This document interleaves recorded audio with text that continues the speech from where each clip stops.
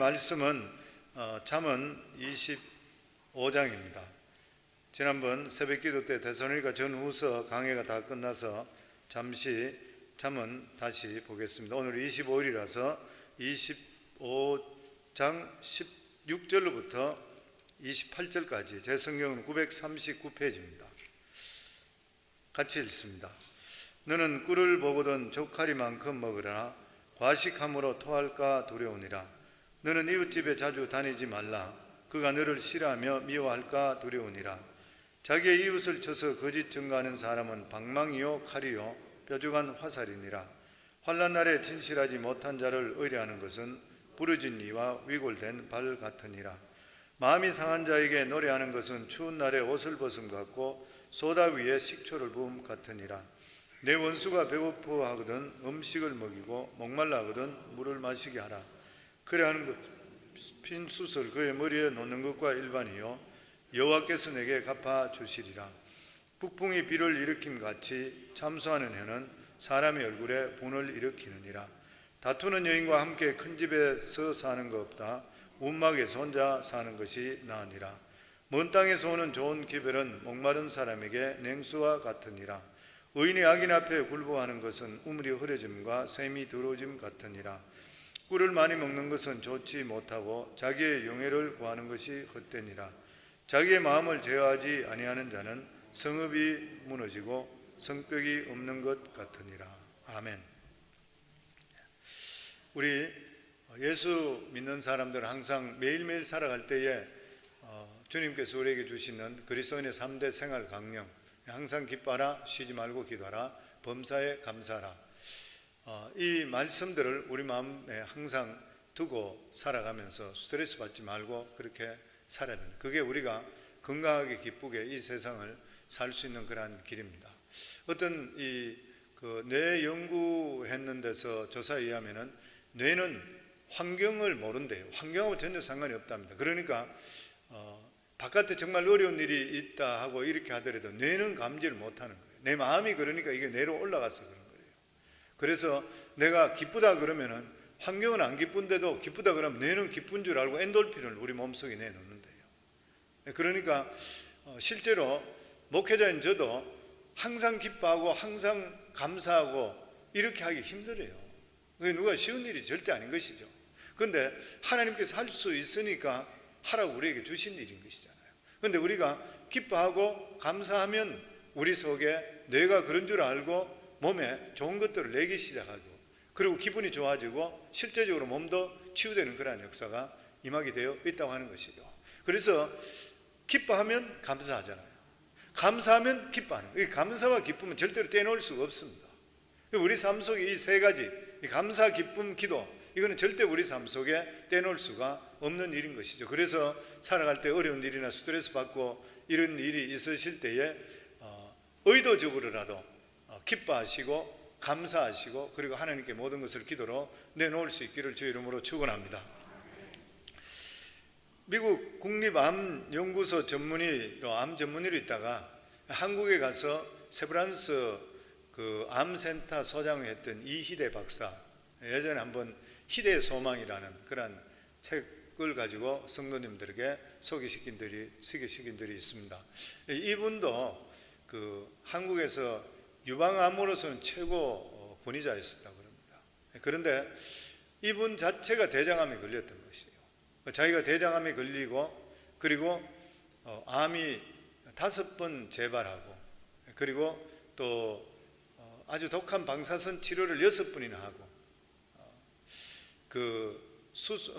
암이 11번 재발하고 그리고 수술을 5번 하고 방사선 치료 6번 하고 그런 가운데서 힘든 가운데서도 그는 마지막까지 세상에 있는 마지막까지 그는 환자들을 돌봤던 사람. 그러면서 자기가 암에 걸려 보면서 자기가 암 환자들한테 참 무심했구나. 자기가 암 전문의면서도 불구하고 환자들을 대할 때 자기가 무심하게 대했다는 것을 자기가 깨닫게 됐다고. 그 책에 보면 그렇게 자기가 고백을 하고 있습니다. 그러면서 암 환자에게 무엇보다도 중요한 게 뭐냐면 삶의 희망이라는 거예요. 이 기쁨인 것이죠. 내 마음속에 기쁨을 주는 것이에요. 마음속에 기쁨이 있으면 내 모든 세포들이 다시 살아나게 되어 있는 것이에요. 그래서 그런 말이 있습니다. 암이 사람을 죽이는 것이 아니라 환자가 갖는 절망 때문에 죽어간다. 절망 때문에 죽어간다. 예전에 우리 조엘 오스틴 목사님의 그 책에도 나와 있는데 보면 자기 어머니가 저 병원에서 이제 암 말기라는 그걸 받고 온 집안이 다 침을 하고 다 그래야 되는데 어머니가 집에서부터 찬양을 부르기 시작하고 막 밝게. 그래서 어머니 괜찮으세요 하니까 이러나 저러나 나는 죽으면 천국 가는 일인데 내가 기쁘게 살겠다 마지막. 근데 막 기쁘게 그러는데 얼마 못 산다 했는데 지금까지 살아있다. 벌써 몇십 년이 지났는데 이상하게 그게 치유되기 시작하는 그 마음속에 우리가 희망을 가지고 기쁨을 갖는 게 너무 중요한 것이에요. 그러면서 희대의 소망의 책에 보면은 면역성이 떨어지면 암이 재발한다. 우리 몸에 제일 중요한 게 뭐냐면 면역성인 거예요. 지금 코로나 바이러스도 마찬가지로 이런 것들이 면역성이 강한 사람은 그냥 왔다 지나가는 것이죠. 그 면역성이 약한 사람들, 어떤 지병을 앓고 있는 이런 사람들은 걸렸다 가면 치명적이 되는 거예요. 왜냐하면 면역성이 약해져 있기 때문인 것입니다. 그러면서 그분 이야기가 면역성을 키우기 위해서는 운동보다 더 좋은 것은 없고, 운동을 하더라도 내가 이것을 해야 되지 하면 억지로 하면 안 된다. 그게 스트레스 되어버린대요. 즐거움으로 운동을 할 수가 있어야 된다 그랬습니다. 그러면서 우리가 누구든지 몸에 암을 다 가지고 있대요. 암세포 계속 생긴대요. 하루에 얼마의 암세포가 생기냐면 4,000개가 생긴답니다. 엄청스러운 것이죠. 일반적으로 병원에서 암을 발견됐다 할 때는 3mm 이상이 돼야지 컴퓨터에 나온다 그래요. CT 스캔에 나온다. 3mm 이상이. 근데 3mm 이상 되면은 그 3mm 정도 되는데 암세포가 얼마나 들어있냐 하면은 100만 개에서 1억 개가 들어있대요. 그 암세포가 그만큼 들어있대요. 근데 3mm 미만은 컴퓨터에 나타나지 않는데, 그렇기 때문에 자기 몸에 사람들은 다 암세포를 보유하고 있다 생각하면 되는 거예요. 그런데 이 암세포가 들어와 있을 때에 그 암세포 하나를 없애기 위해서 면역세포 10개가 희생을 한답니다. 우리 몸속에 있는 암세포 하나가 죽이기 위해서 면역세포 10개. 그러니까 몸에 면역세포가 많아질수록 암을 이길 수 있는 거예요. 몸속에 암이 생기도 면역세포를 많이 생성되게 되면 없어요. 근데 면역세포가 언제 가장 많이 생성되냐면 내 마음속에 희망이 있고 기쁠 때 이게 생기기 시작한대요. 너무 중요한 그러한 이야기인 것이죠. 이 암세포가 무서운 것이 뭐냐면은 독식하는 것들, 자기가 계속적으로 분열되면서 독식하는 것이라, 한 군데 있지 않고 여러 군데 다니기 때문인 것이라. 암세포의 본질을 말하면 이분 이야기가 욕심에서 나왔다. 욕심이다. 수많은 사람들이 이 사람들에게, 이 암 전문이니까 이분에게 어떻게 하면 암에 걸리지 않습니까? 이렇게 물을 때 세 가지. 첫 번째, 욕심 부리지 마라. 하루하루 욕심 부릴 때마다 우리의 정상적인 세포가 암세포로 바뀐다. 그렇게 이야기했습니다. 그리고 이것이 지나치게 될 때는 죽음으로 간다. 그 다음 두 번째가 스트레스다. 스트레스를 내려놔라. 근데 대부분 스트레스는 보면 뺏기지 않으려고 하는 욕심 때문에 온다. 스트레스에 내려놔야 된다. 그래서 스트레스를 정신적인 독이라 그렇게 이야기합니다. 그 세 번째가 뭐냐면 식탐이라. 음식 식탐이라. 이 모든 게 절제하지 못해서 오는 욕심이다. 그래서 우리 성령의 9가지 열매 중에서도 보면 마지막에 절제잖아요. 절제. 이게 절대 쉬운 일이 아닌 것이죠. 근데 성령의 9가지. 그래서 우리 삶에 정말 주의 성령으로 충만하면 절제까지 해야 되는 거예요. 자연적으로 절제하게 되어 있습니다. 9가지 열매는 하나로 합칠 수 있는 일이잖아요. 그래서 그리스도인의 생활 원칙 중에 탐심은 우상 숭배에 그렇게 비유했습니다. 구약 시대 때의 우상 숭배는 가장 큰 죄죠. 가장 큰 죄인 것이에요. 사도 바울은 모든 죄의 원인이 뭐냐면 탐심에 있기 때문에 탐심을 우상 숭배에 동일했습니다. 고린도서 3장 5절에 보면 그러므로 땅에 있는 지체를 죽이라. 곧 음란과 부정과, 이 땅에 있는 지체, 우리가 싸워서 이겨야 될 것이면 첫 번째가 음란, 부정, 사욕, 악한 정욕, 탐심이니 탐심은 우상숭배라. 탐심은 우상숭배라. 어제 신문에 보니까 리버티 유니버시티의 총장으로 있는 제리 팔웰 주니어, 그 부인하고 다른 남자 또 3명이 다가 이게 섹슈얼 관계, 변태 성욕자식으로 그게 대가 지금 리자인했습니다. 사임했어요. 어젯밤에 처음에 사임한다고 아침에 했다가 또 도로 거다 들였다가 또 자기 아버지가 그렇게 일어났던, 학생만 하더라도 리버티 유니버시티가 1만 5천 명, 그리고 온라인으로 듣는 학생들이 10만 명이 넘는데요. 이런데 그게 총장이 이 부적절한 이러한 완전 변태였었어요. 부인도 그러고 다 같이 3명이 조인해가지고 이런 것이 그 상대편이 마음이 바뀌어가지고 돈 내놔라 해가 돈 안 주고 하니까 이걸 터뜨려 버렸던 거예요. 음란, 그리고 부정, 사욕, 악한 정욕과 탐심이니 그 중에서 제일 그게 뭐냐면 탐심은 우상 숭배라. 잠언에서도 오늘 보면은 욕심 부리지 말라.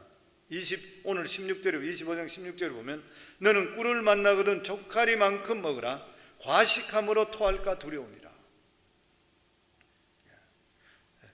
여기서 좋게 먹으라.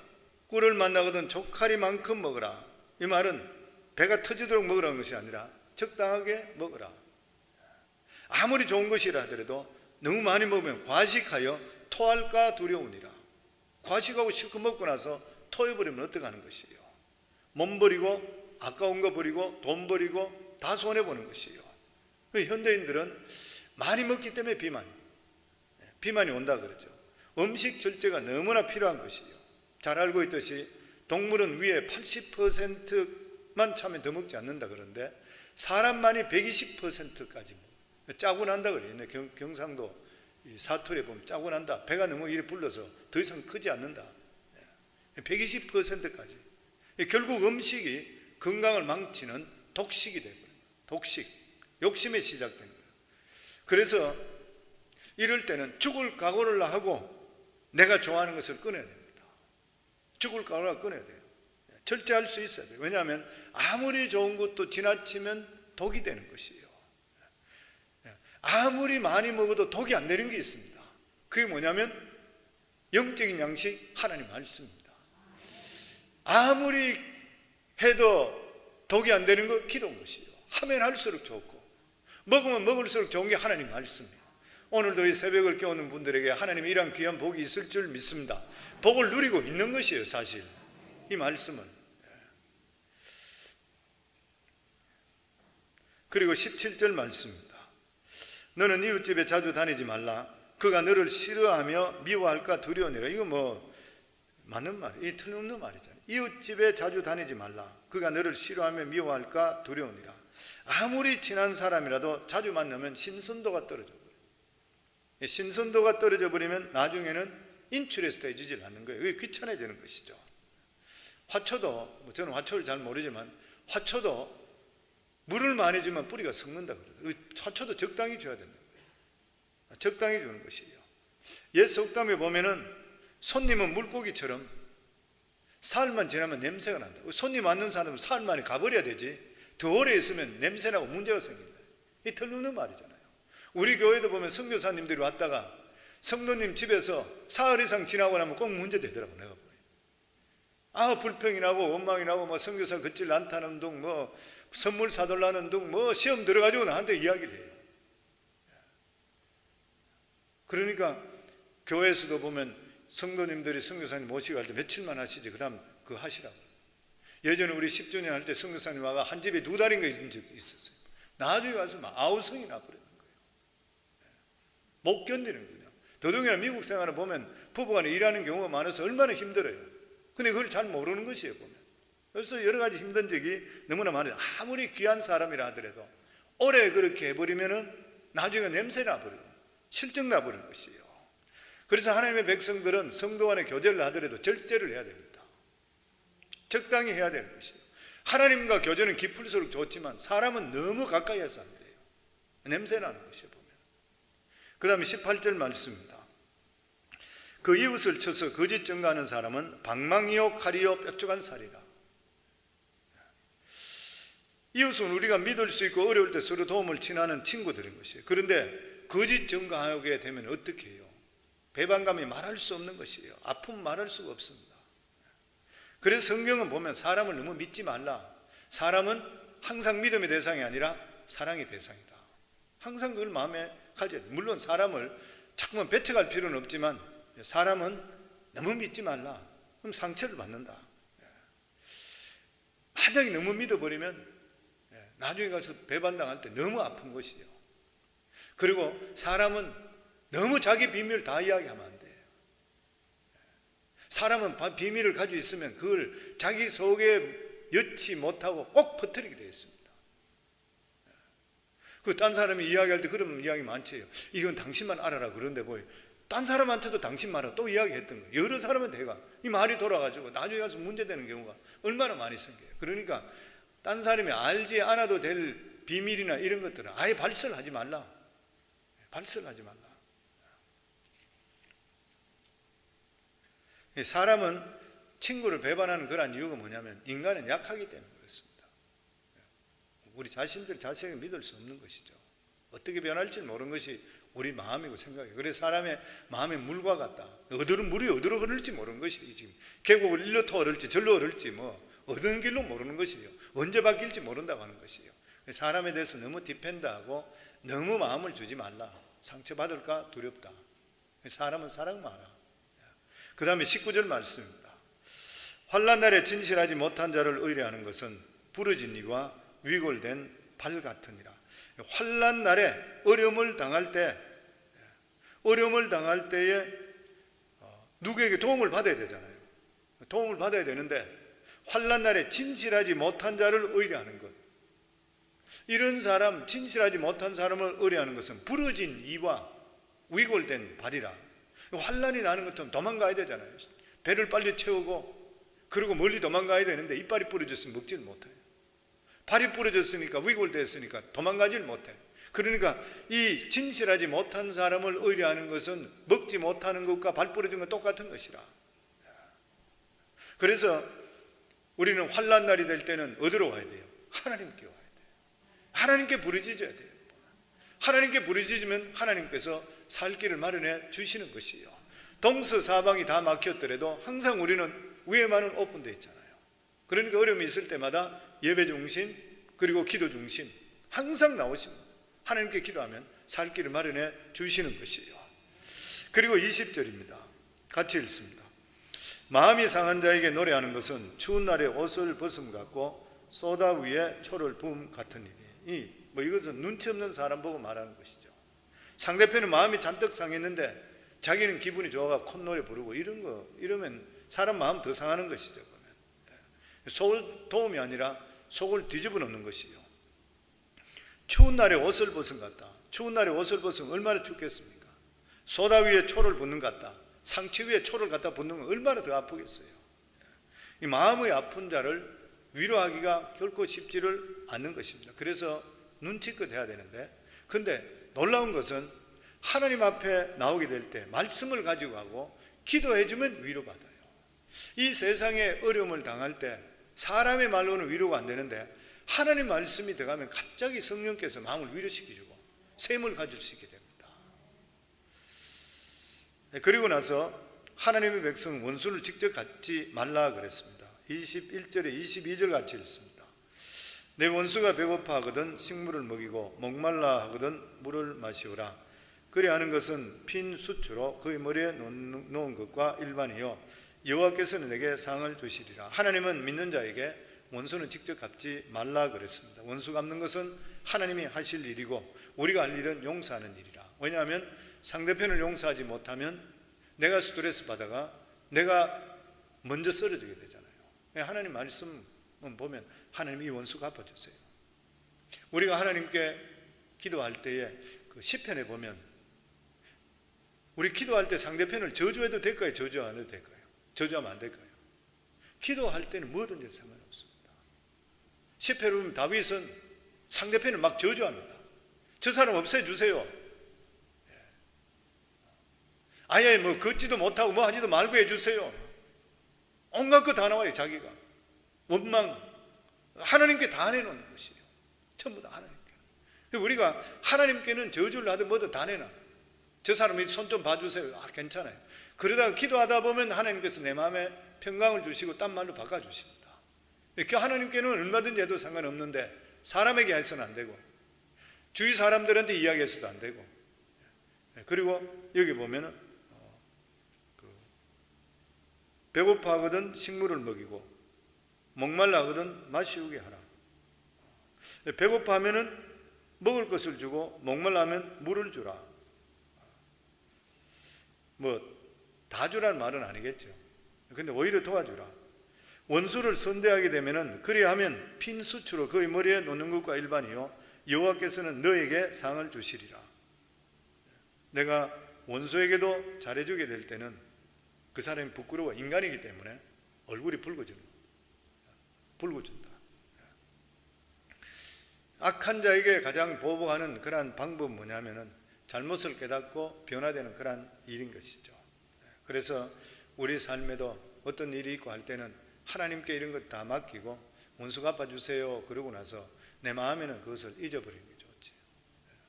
그 예전에 그런 이야기 들었습니다마는 찰스 스탠리 목사님, 우리 남침내 교단의 아주 유명한 목사님이시죠.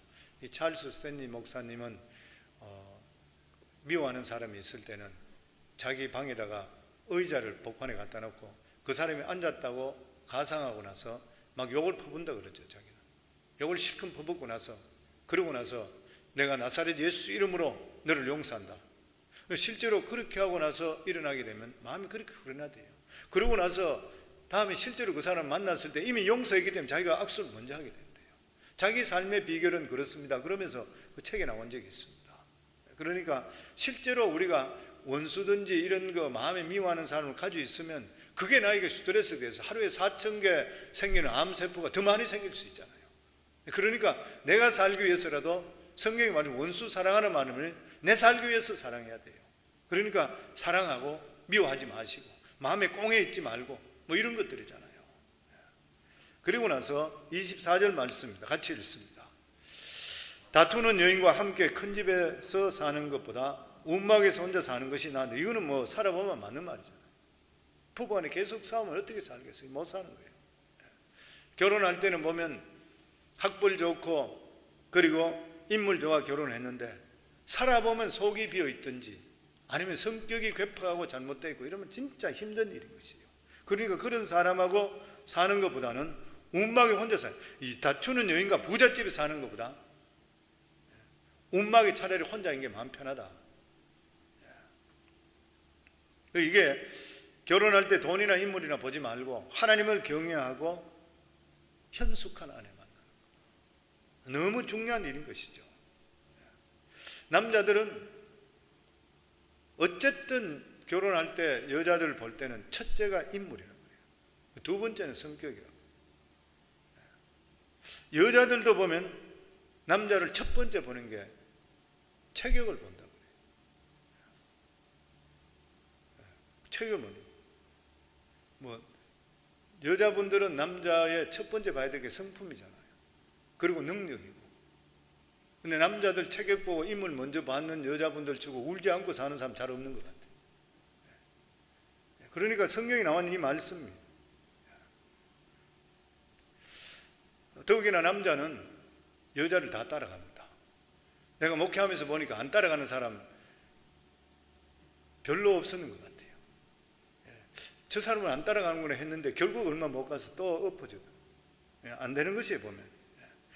왜 그러냐 하면은 우리 아담 할아버지 때부터 할머니 말 들어서 문제가 생겼잖아요. 그 남자들 다 따라가는 것이, 아는 것 같더래 다 따라가는 거예요. 그러니까 남자를 조정하는 것이 누구냐? 여자 아내예요. 아는 사람 하나도 없어요. 남자 막 큰 소리 치고 막 꾀꾀 긋고 아는 것 같은데, 그런데 뒤에 되돌아보면 부인들 말 다 들어요. 안 듣는 사람 없어요. 그래서 이 세상에 아내의 마음을 조종하는 만큼 더 힘든 일은 없다 그래요. 보통 힘들, 나도 보통 힘들이 아니에요. 다 힘들어, 자가.